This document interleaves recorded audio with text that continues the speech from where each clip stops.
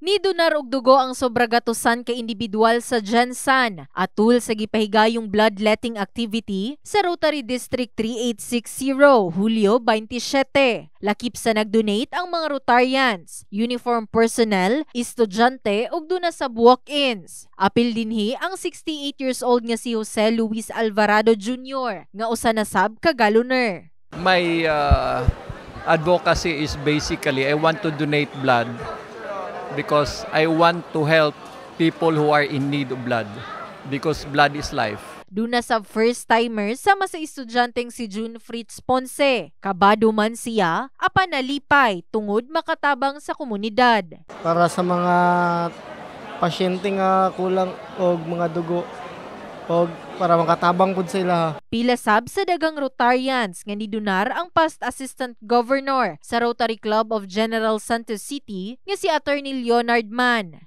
And I have my daughters here. I want to show them that giving blood, donating blood is good. Para pag lumaki sila, magdodonate sila ng blood.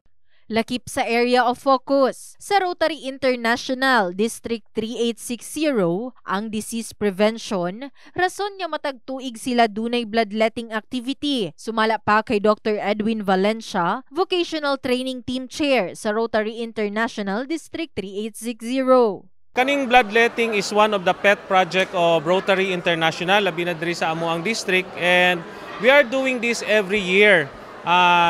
The start of the year ng Rotary, morning isa sa mga primary or priority na project namo sa amuang organization. Ilabi na nga ning mga bulana, ting-ulan. Rason nga importante matud pa nga makatabang sa paigong supply sa dugo sa blood bank.